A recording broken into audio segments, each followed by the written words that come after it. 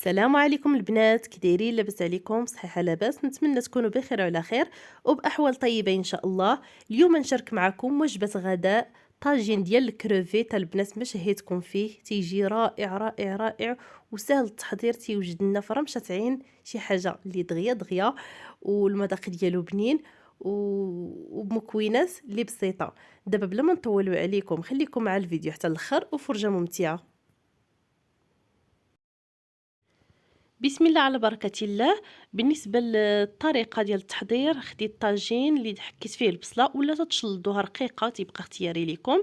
حكيت ليها مطيشة ثومة ضفت ليهم شويه ديال زيت المائدة وشويه ديال زيت الزيتون.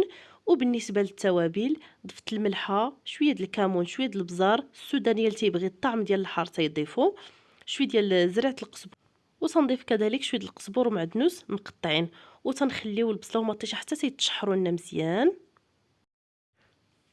من بعد تنضيف الكروفيت من بعد ما سلقته حيدت له القشره، تنحطوه هكا من الفوق. راه تيجي الطويجين ديالو زوين، وكما قلت لكم راه دغيا تيوجد، سهل التحضير. دابا عندي هنايا الفلفله بالالوان، عندي هنا متوفره الصفراء والحمراء، تنزينوا بها بهذه الطريقه هذه.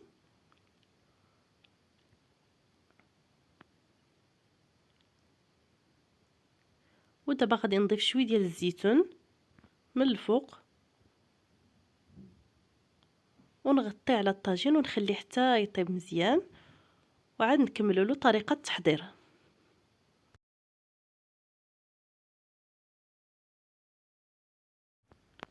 ها هو الطاجين من بعد ما طاب. في الاخير تنضيف له شويه ديال زيت الزيتون،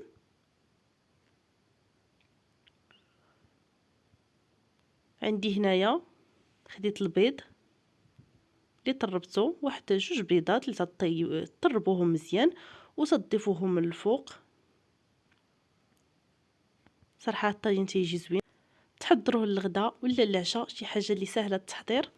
رافقته مع شليضه اللي قطعت فيها هنايا شويه ديال لافوكا، شويه ديال مطيشه، الخيار، الخس والزيتون، وبصحه والراحه. ونتمنى الاقتراح ديال اليوم يكون نال الاعجاب ديالكم. ما بقى لي الا نقول لكم الى اللقاء، الى فيديو اخر ان شاء الله. السلام عليكم.